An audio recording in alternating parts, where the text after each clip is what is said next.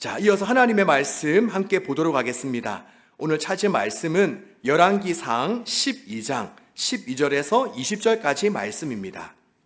히브리서 12장 12절에서 20절까지 말씀, 우리 한 절씩 교독하도록 하겠습니다. 저부터 읽습니다.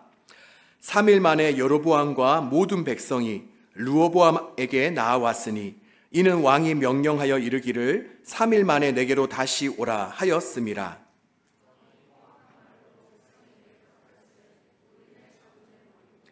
어린 사람들의 자문을 따라 그들에게 말하여 이르되 내 아버지는 너희의 멍에를 무겁게 하였으나 나는 너희의 멍에를 더욱 무겁게 할지라.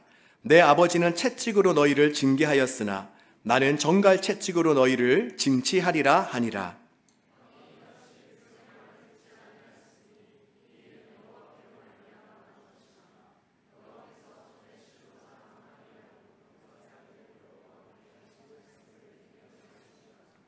온 이스라엘이 자기들의 말을 왕이 듣지 아니함을 보고 왕에게 대답하여 이르되 우리가 다윗과 무슨 관계가 있느냐?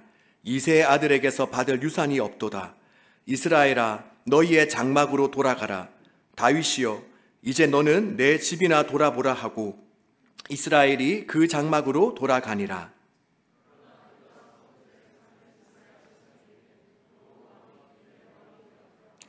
르호보암 왕이 역군의 감독 아도람을 보냈더니 온 이스라엘이 그를 돌로 쳐 죽인지라.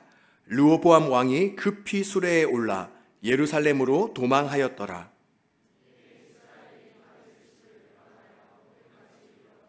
함께 읽습니다. 온 이스라엘이 여로보암이 돌아왔다 함을 듣고 사람을 보내 그를 공회로 청하여 온 이스라엘의 왕으로 삼았으니 유다 지파 외에는 다윗의 집을 따르는 자가 없으니라. 아멘.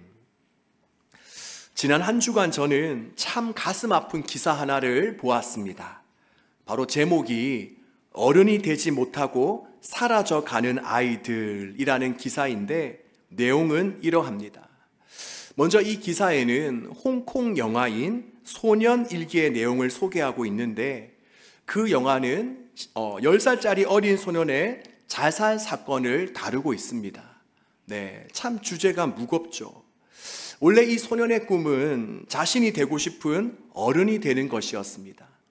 그런데 안타깝게도 그 소년은 어른이 되기도 전에 자신은 경쟁에서 살아남지 못하는 실패한 쓰레기라고 생각하여 그만 옥상에서 뛰어내리고 맙니다. 자, 그렇다면 10살밖에 되지 않는 그 어린 소년이 왜 그렇게 자신을 생각하게 되었나? 그것은 바로 자신을 향한 부모님들의 폭언과 폭행 때문이었습니다. 집에서 아버지와 어머니는 이 소년에게 종종 이런 말을 했습니다. 이 쓰레기 같은 놈아, 더 열심히 노력할 수 없겠니? 그래야 나중에 홍콩 대학에 갈 수 있지. 나에게 이제 더 이상 엄마라고 부르지도 마라. 내가 아빠와 이혼하게 되면 다 너 때문이라는 것만 알아. 이 못난 놈, 너는 더 이상 때릴 가치도 없는 녀석이야.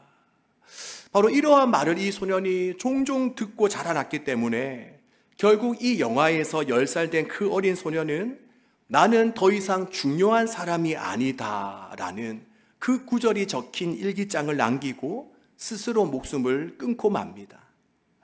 그런데 이 기사에 보면 이와 같은 이야기는 비단 영화에서만 나오는 이야기가 아니라고 합니다. 이 영화가 중국 대륙에서 올해 4월 19일에 개봉되었는데, 그러니 얼마 전에 이 영화가 개봉되었죠? 그러니 개봉되기 불과 나흘 전인 4월 15일에 중국 후난성에 있는 한 아파트에서 이번에는 9살짜리 소년이 스스로 목숨을 끊었습니다. 그 내용을 보면 소년은 반에서 성적이 중간 정도 되었는데 학교 선생님은 늘 공부를 잘 못한다고 야단을 치고 그리고 공개적으로 자주 벌을 세웠기 때문이라는 것입니다. 그래서 소년은 그동안 학교 가는 것을 정말 죽을 만큼 싫어하다가 결국은 스스로 목숨을 끊고 만 것입니다. 그런데 안타까운 것은 바로 이러한 일이 특별한 경우가 아니라 바로 매년 중국에서 일어나는 그러한 일이라고 합니다.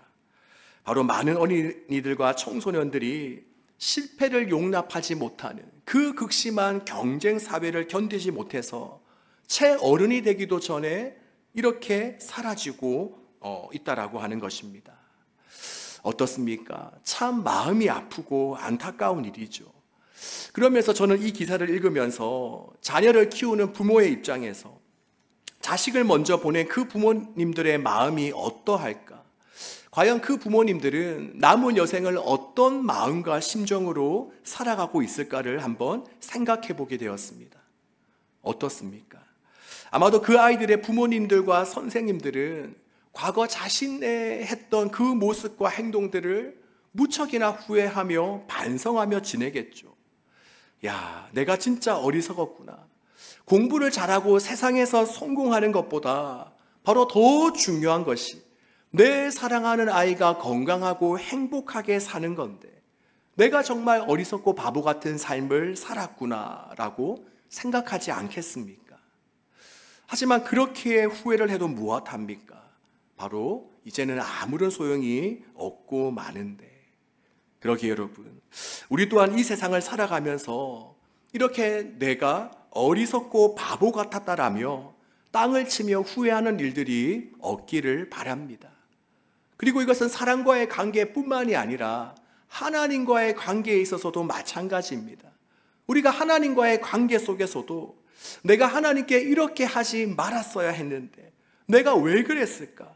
내가 조금 더 하나님의 말씀을 잘 들었어야 했는데, 이렇게 후회하는 일들이 없기를 바랍니다.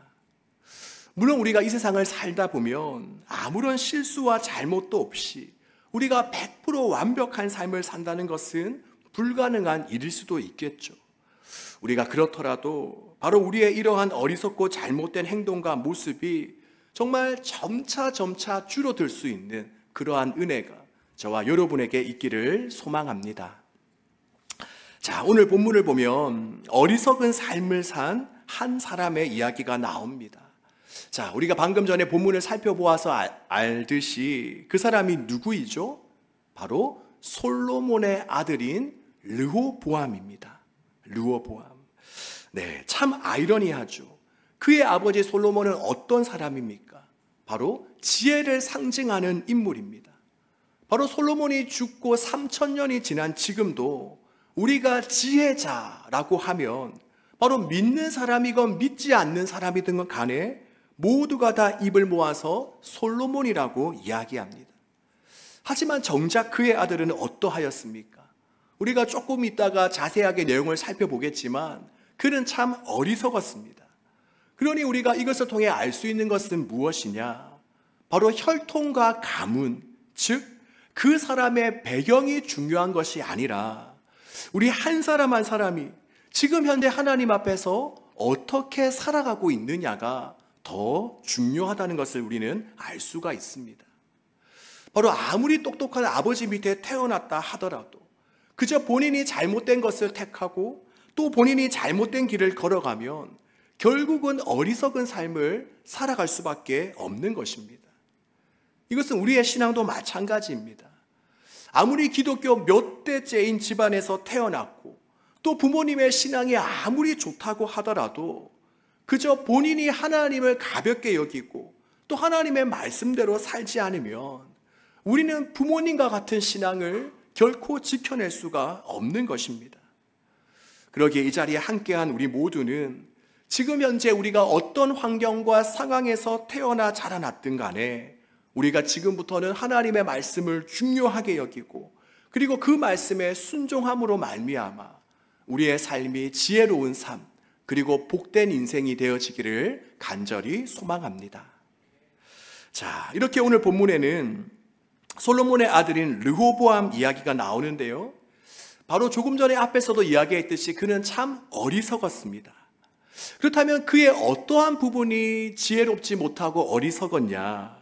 우리가 한번 이 시간 살펴보고자 하는데 먼저 첫 번째로 그는 하나님의 은혜를 구하지도 않고 하나님의 음성에 귀 기울이지 않는 삶을 살았습니다.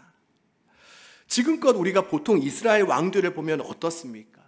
우리가 다윗, 그리고 솔로몬, 이 두 사람만 보더라도 그들은 자신이 왕이 될 수 있는 것을 하나님의 은혜로 여겼습니다.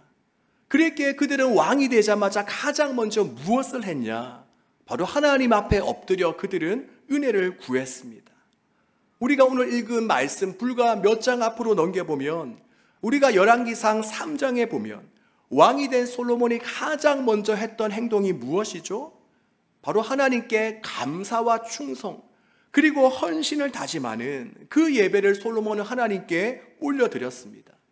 그리고 그는 하나님께서 지금 너가 원하는 것을 한번 나에게 다 말해보아라 라고 하셨을 때에 솔로몬은 다른 어떤 것을 구한 것이 아니라 바로 지금 자신이 이 왕의 역할을 잘 감당할 수 있도록 하나님과 백성들의 이야기를 들을 수 있는 그 마음, 지혜를 달라고 구하였습니다. 자, 그런데 그의 아들인 르호보암은 우리가 오늘 본문을 보면 어떻습니까? 우리가 오늘 본문과 그 앞에 있는 부분을 보면 그가 왕이 되었을 때에 그가 하나님을 예배했거나 또 하나님 앞에 엎드려 은혜를 구했다라는 말씀이 없습니다. 그리고 또 오늘 본문을 보면 여로보암과 이스라엘 지도자들이 르호보암 왕 앞에 나와 한 가지 요청을 합니다. 자, 여로보암과 이스라엘 지도자들이 르호보암 왕에게 무엇을 요청하는가? 바로 그것은 솔로몬 왕 때 행했던 힘든 노동 사역과 그리고 많은 세금을 줄여달라는 것이었습니다. 그러자 르호보암은 곧이어서 내가 한번 생각해 보겠으니 3일 뒤에 다시금 나에게 찾아오시오 라고 이야기합니다.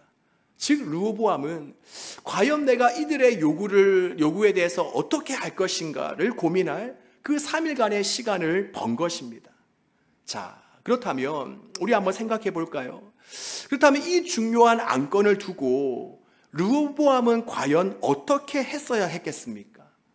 물론 전문적인 지식과 지혜를 가진 신하들의 자문을 구하는 것도 필요하겠죠. 하지만 그는 가장 먼저 하나님 앞에 엎드려 하나님께 물으며 하나님께 지혜를 구했어야 했습니다. 왜 그렇습니까? 바로 이 세상 모든 만물을 주관하고 다스리시는 분이 누구이시기 때문에? 바로 하나님이시기 때문에. 그리고 또 자신을 세운 자도 누구이시기 때문에? 바로 하나님이시기 때문에. 그리고 마지막으로 모든 지혜의 근원이 어디서 나기 때문에? 바로 하나님에게서 나기 때문이죠. 우리가 오늘 본문 15절 말씀을 보면 이렇게 기록되어져 있습니다. 왕이 이같이 백성의 말을 듣지 아니하였으니 이 일은 여호와께로 말미암아 난 것이라. 여호와께서 전에 실로 사람 아히야로 느밧의 아들 여로보암에게 하신 말씀을 이루게 하심이더라. 즉 우리가 이 말씀을 보면 표면적으로 볼 때는 바로 이 세상에서 몇몇 힘 있는 자들의 그 모든 말과 손에 이 세상이 놀아나는 것처럼 보이지만 우리가 이 말씀을 보면 결국 이 세상이 되어지는 모든 것들의 근본적인 이유 그리고 실제로 이 세상을 쥐락펴락하는 분이 누구시라고 말씀하고 있습니까? 바로 하나님이시다라고 말씀합니다. 그러기에 르호보암은 바로 이 중요한 결정을 앞두고 있는 그 순간에 하나님, 제가 이 사안에 대해서 제가 어떻게 하면 좋겠습니까? 하나님께서는 제가 어떻게 하시기를 원하십니까? 이렇게 하나님께 기도하며 하나님의 음성을 구했어야 하였습니다. 그런데 안타깝게도 우리가 이 장면을 보면 르호보암은 하나님 앞에 엎드려 물었다, 기도했다, 그러한 말이 없는 것을 볼 수 있습니다. 그리고 여러분, 이것은 우리들도 마찬가지입니다. 우리들 또한 이 세상을 살아가면서 나의 경험과 나의 지식으로 풀지 못하는 여러 가지 복잡하고 다양한 문제들을 만날 수 있습니다. 또 나의 능력 그 이상의 큰 과제나 일을 해야 할 때도 있을 것입니다. 그럴 때 과연 우리는 어떻게 해야 되겠습니까? 물론 선배나 주변 사람들에게 조언도 구하고 또한 우리가 요청도 해야 되겠지만 가장 먼저 우리 모두는 모든 지혜와 지식을 갖고 계시며 지금 나를 이 자리에 세우신 그 하나님께 도움과 은혜를 구해야 하는 것입니다. 하나님, 과연 제가 이 문제 앞에서 어떻게 처리해 나가면 좋겠습니까? 어떤 방향으로 풀어나가면 좋겠습니까? 이렇게 우리는 하나님께 기도하며 하나님의 지혜와 은혜를 구해야 하는 것입니다. 바라기는 누구든지 지혜가 부족하거든 모든 사람에게 꾸짖지 아니하시고 후히 주시는 하나님께 구하라. 그리하면 주시리라라고 말씀하신 그 하나님께 엎드려 구하시는 그런 우리 모두가 되기를 주님의 이름으로 축복합니다. 자, 이처럼 르호보암의 첫 번째 어리석은 특징은 무엇이냐? 하나님께 은혜를 구하지도 않고 하나님의 말씀과 음성에 귀 기울이지 않는 삶을 살았습니다. 그리고 이어서 두 번째 특징은 무엇이냐? 바로 들어야 할 사람들의 말에 귀 기울이지 않았습니다. 먼저 첫 번째로 그는 하나님의 음성, 말씀에 귀 기울이지 않았고, 또 두 번째는 그가 귀 기울여야 될 사람들의 말에 귀 기울이지 않았다라는 것입니다. 우리가 앞에서도 잠깐 언급했듯이 3일간의 생각할 시간을 본 르호보암은 무엇을 합니까? 그는 가장 먼저 아버지 솔로몬의 생전에 그와 함께 했던, 그러니 꽤 나이가 지긋한, 꽤 연륜이 있는 신하들을 찾아갑니다. 그리고 그들에게 이 사안에 대한 방안을 묻습니다. 그러자 그들은 르호보암에게 이렇게 대답합니다.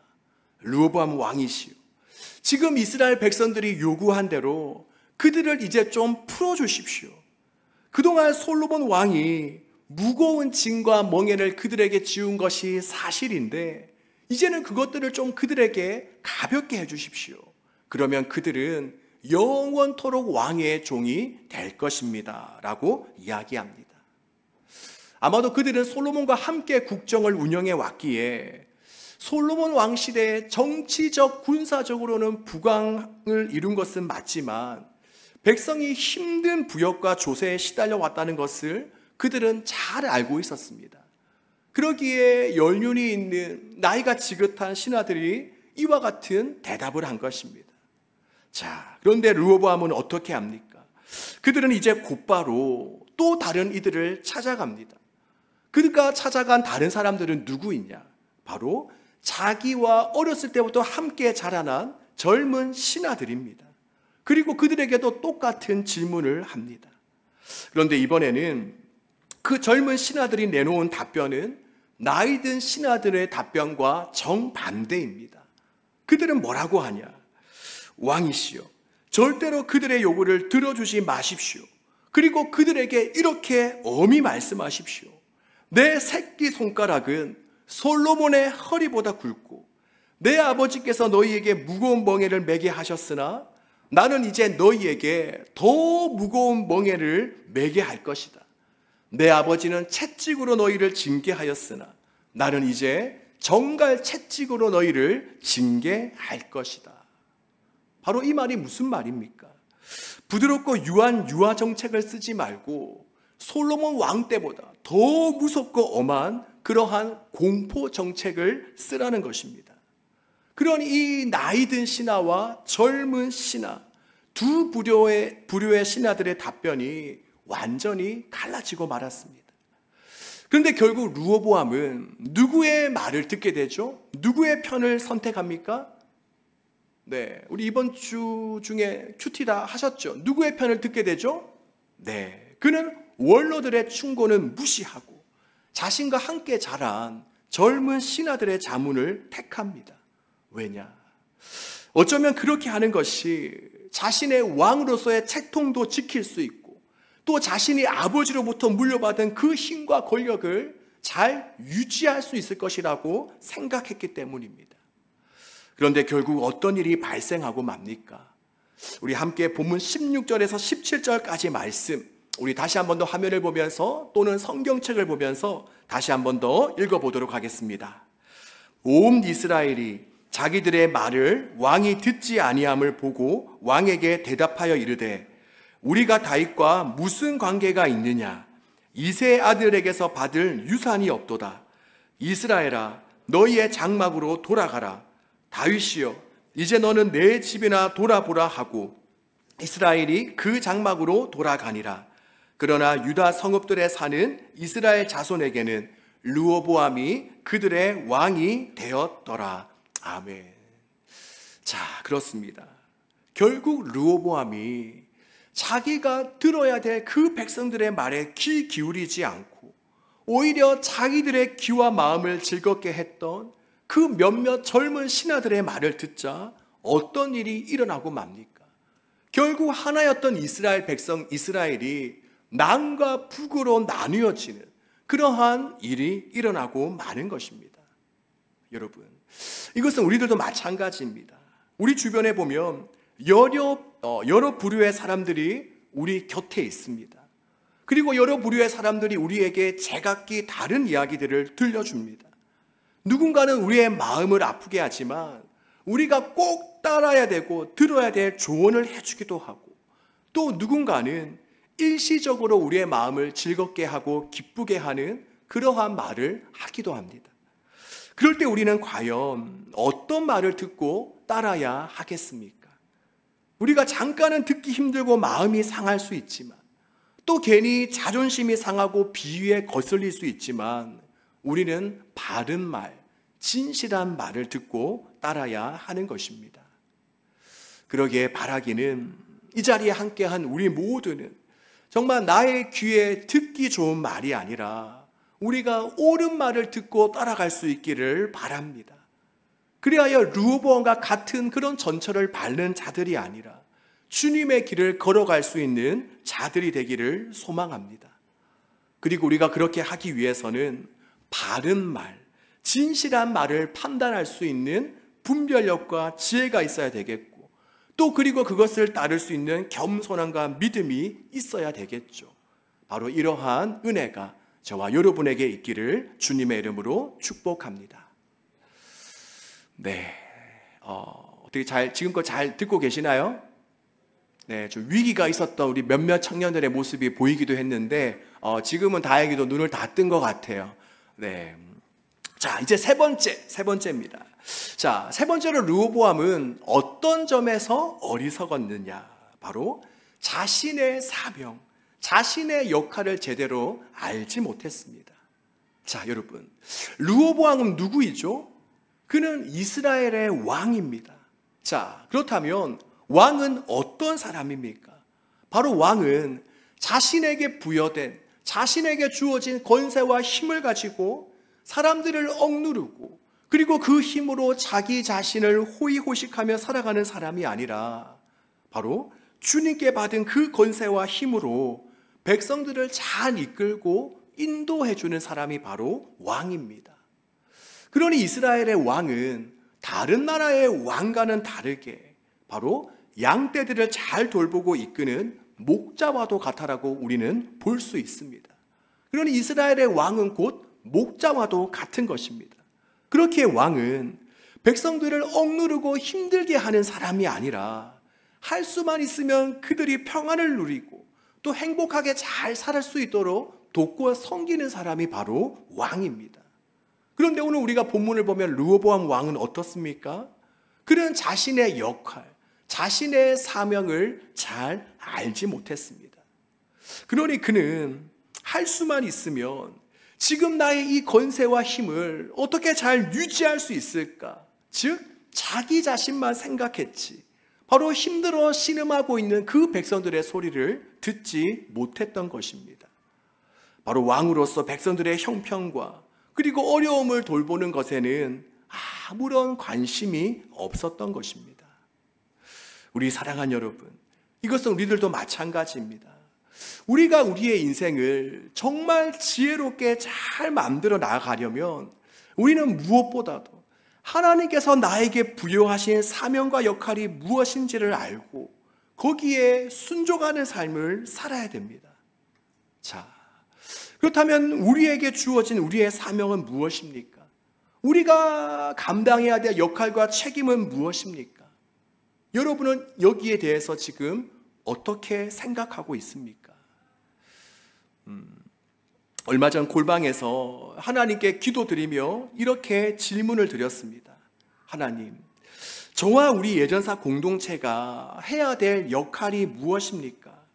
우리가 지금 존재하는 목적이 무엇입니까? 그때 하나님께서 제 마음에 이런 감동을 주셨습니다. 그것은 바로 서로 사랑하는 것이다. 너와 예전사가 이 땅에, 이 세상에 존재하는 목적은 바로 서로 사랑하기 위해서 존재하는 것이다. 이런 마음에 감동을 주셨습니다. 그리고 이러한 마음에 감동이 드는 순간에 그동안 내가 우선순위를 많이 놓치고 있었구나, 뒷바꾸며 살아가고 있었구나 라는 생각이 들었습니다. 저는 1년 반 전에 청년부를 맡게 되면서 제 안에 여러 가지 소원함들이 생겨났습니다. 하나님, 우리가 주일마다 드려지는 이 예배가 정말 성령의 감동과 은혜가 넘쳐나게 하시고 하나님께서 기뻐 받으시는 예배가 될 수 있게 하여 주십시오. 또한 하나님, 우리 한 명 한 명이 예수님과 깊이 교제와 사랑을 나누는 가운데 예수님을 더 닮아가며, 그래서 주변 사람들에게 선한 영향력을 끼치게 해주십시오. 또 하나님, 이 부산 땅에 갈수록 인구가 줄어들고 있는 이 부산 땅에 정말 하나님의 부흥을 부어주십시오. 특별히 청소년, 청년들이 부흥되는 것을 우리가 눈으로 바라보며 살아가게 하여 주십시오. 그리고 그 부흥의 현장에 우리가 있게 하여 주십시오. 우리가 쓰임받게 하여 주십시오. 이런 마음들을 가지게 되었습니다. 물론 이 마음들은 하나님께서 저에게 주셨다라고 생각합니다. 그런데 며칠 전 그 기도를 통해서 은혜로운 예배, 선한 영향력, 부흥의 도구로 쓰임받는 것, 이런 것들도 정말 귀하고 아름답고 좋지만 어쩌면 가장 먼저 우리가 하나님을 사랑하고 또 그 사랑의 마음으로 우리 예전사 지체들을 사랑하고 또 그리고 우리가 세상에 나아가 주변 사람들을 사랑하는 사람이 되는 것이 더 우선적이겠구나. 이것이 지금 나와 우리 예전사가 존재하는 이유요 목적이구나 하는 그런 생각을 하게 되었습니다.